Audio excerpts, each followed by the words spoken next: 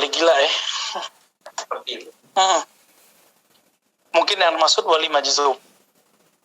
Al-majzub itu ada di kitab Mawarif, ada di kitab Zubat, ada di kitab Khatmul Aulia. Majzub ini maslubul aqli min ajli syiddati hubbihi bin nabi atau billahi tabaraka ta'ala. Ya. Jadi majzub itu orang yang ketarik rohaninya sehingga akalnya enggak kepake, udah ketutup sama cintanya kepada Allah dan Rasulullah sallallahu alaihi wasallam. Maka majzub ini itu walaupun tubuhnya seperti kita, tapi ruh murni. Dia nggak ada hajat sama mobil. Dikasih mobil, dicoret mobil sama dia. Antum mikir-mikir, antum bilang orang kayak gitu gila. Yang gila kita, gila handphone, gila makan, gila fulus. Ya, mobil kita gores dikit kita banting-banting itu orang ya. Dibel dikit mobil kita, motor kita, kita bel balik. Betapa antum cinta sama motor, sama mobil, ya. Terus antum bilang orang kayak gini gila. Yang gila siapa? Ya, man aksaru jununan. Nahnu am haula'il majzubun. Ya, yang lebih gila kita apa mereka? Habib Syekhon, banyak yang bilang gila, kurang ajar itu. Nggak ngerti ilmu kewalian ngomong wali. Wali majzub bukan sufi. Ingat, sufi mesti bersyariat tarekat, hakikat, marifat. Kalau wali majzub, dia dua aja, hakikat, marifat, hakikat, marifat, hakikat, marifat.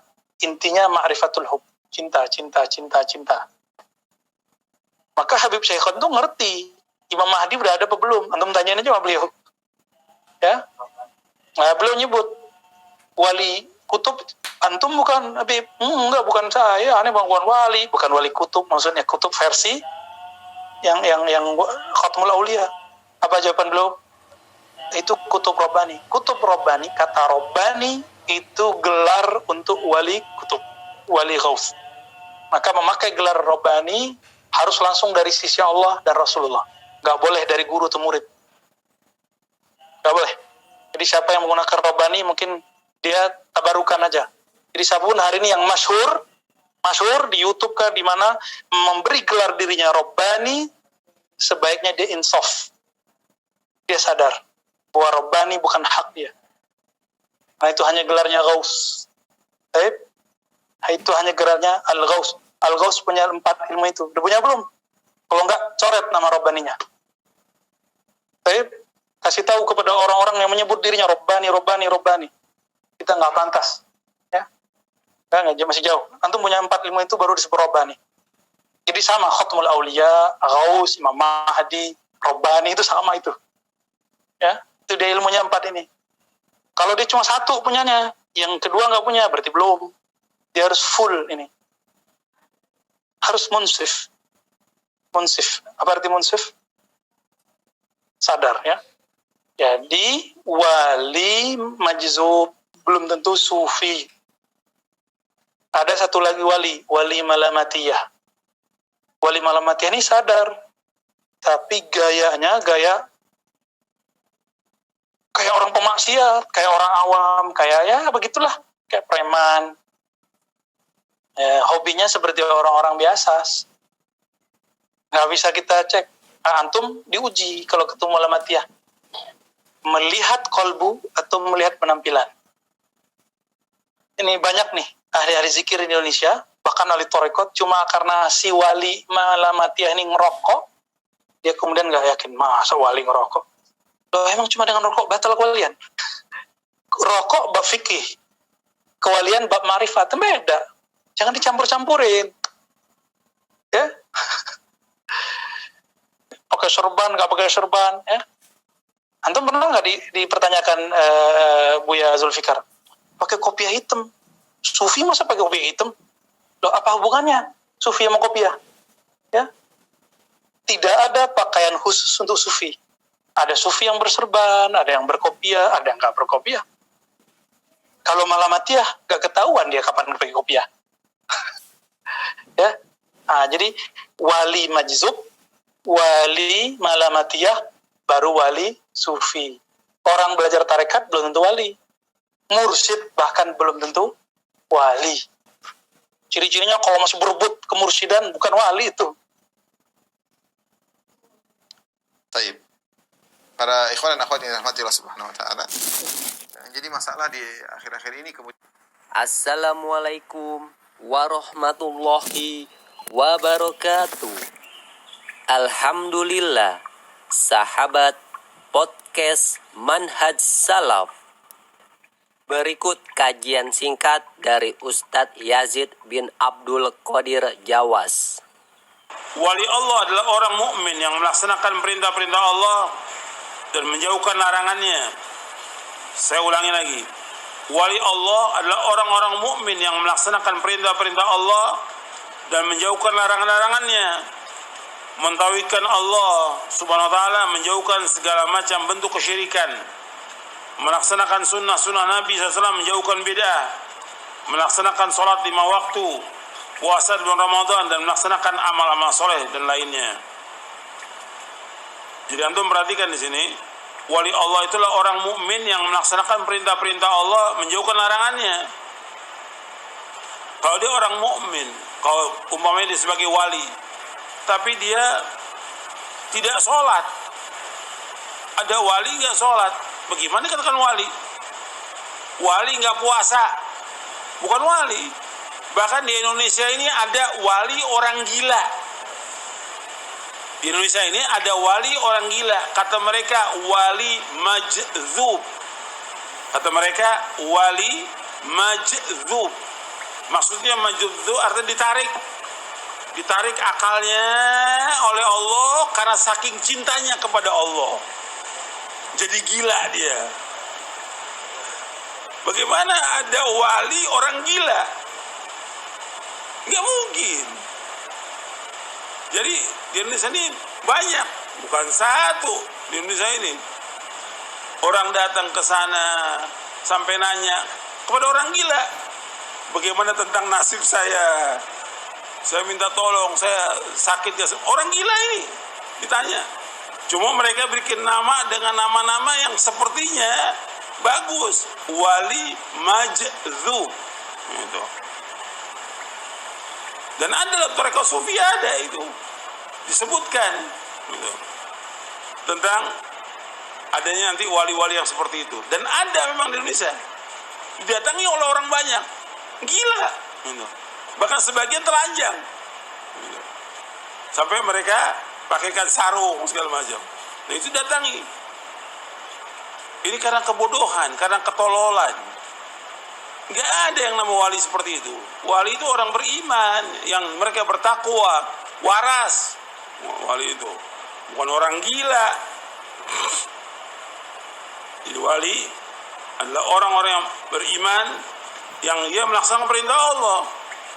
Gimana orang gila? Orang gila kan diangkat kolam. Nggak ada kewajiban, nggak sholat, nggak puasa, tapi dibilang wali. Dalam Islam nggak ada itu, tapi di Indonesia ada. Dan orang datang ke sana, dibilang wali majdzub. Ini nggak ada, dalam Islam tidak ada ini. Ini semuanya bualan daripada orang-orang torekot ini, yang mereka mengangkat orang seperti ini, yang harus kita pahami bahwa tujuan dari orang-orang di belakang ini merusak agama Islam. Merusak agama Islam. Karena mereka tidak melaksanakan ibadah sholat.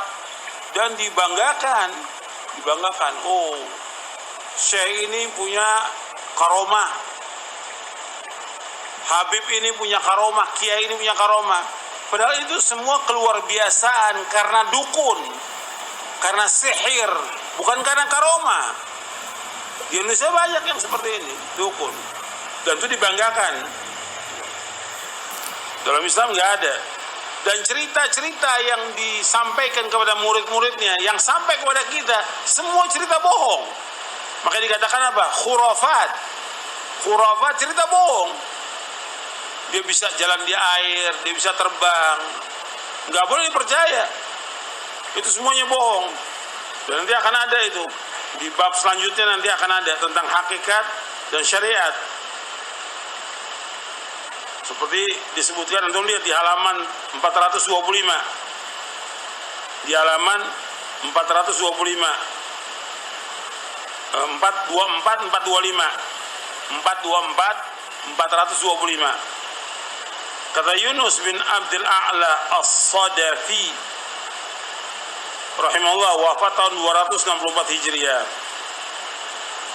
pernah menyatakan, aku berkata kepada Imam Syafi'i, aku mendengar sahabat kita Al-Laits bin Sa'ad mengatakan bahwa apabila kita melihat seorang yang bisa berjalan di atas air, janganlah kita langsung menganggapnya sebagai wali Allah sebelum kita mengukur amalannya dengan Quran dan Sunnah. Kata Imam Syafi'i rahimahullah, menanggapi ucapan itu kurang. Artinya nggak salah, ucapan itu benar, nggak salah, cuma kurang. Lalu beliau menambahkan, bahkan jika kalian menyaksikan seorang dapat berjalan di atas air atau terbang di udara sekalipun, jangan kalian menganggap dia sebagai wali sebelum kalian mengukur amalannya dengan Quran dan Sunnah. Tolak ukurnya Quran dan Sunnah. Ada yang bisa berjalan di atas, ada yang terbang juga ada, tapi dibawa oleh siapa? Oleh setan, dibawa oleh setan. Maka dikatakan di sini dalam syairnya, idza ra'aita syakhsan qad yatiru wa fawqa ma'il bahri qad yasiru wa lam yaqif ala hududi syara' fa innahu mustajrajun wa bid'iyyun. Jika engkau melihat seorang dapat terbang melayang dan berjalan di lautan dengan mengambang, tetapi dilanggarnya batas-batas syariat Allah, maka ia adalah orang yang ditunda, mustajraj, ditunda siksaannya oleh Allah, dan ia adalah pelaku bid'ah. Jelas itu. Makanya wali Allah itu adalah orang-orang mukmin yang taat, yang melaksanakan perintah-perintah Allah, menjauhkan larangannya.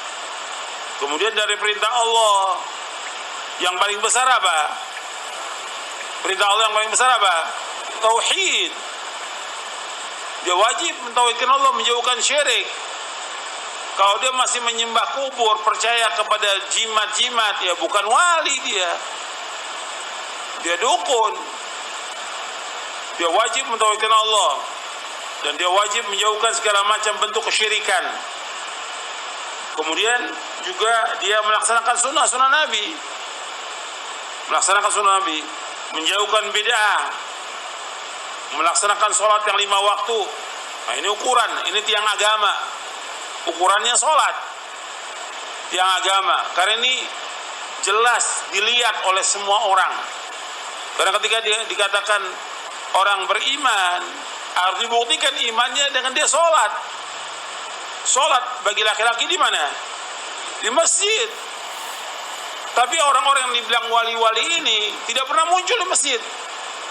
Sampai Jumat pun dia tidak muncul. Sampai Jumat itu nggak muncul di masjid. Antum bisa buktikan deh, di mana ada wali atau kiai atau habib yang dibilang dia sebagai wali, antum buktikan ke tempatnya, di daerahnya. Nggak sholat Jumat dia. Ketika ditanya kepada murid-muridnya, kenapa dia nggak sholat? Dia sudah wali. Ya wali justru wali melaksanakan sholat. Kalau wali yang nggak sholat, ya bukan wali, wali setan dia. Maka sebagian ulama mengatakan kafir, orang meninggalkan sholat kafir. Sebagian ulama. Jadi ini sholat termasuk ukuran. Dan sebagian besar mereka nggak sholat. Sebagian besar nggak sholat. Jadi orang-orang yang dibilang wali di Indonesia ini nggak sholat, atau Jumat mereka nggak sholat. Jadi perbuatan dosa besar. Yang paling besar meninggalkan sholat, perbuatan dosa besar yang paling besar meninggalkan sholat. Kemudian puasa bulan Ramadan, ini juga ukuran juga, karena bersama kaum muslimin. Nah mereka kalau Ramadan nggak puasa, wali-wali ini yang dianggap wali oleh mereka nggak puasa.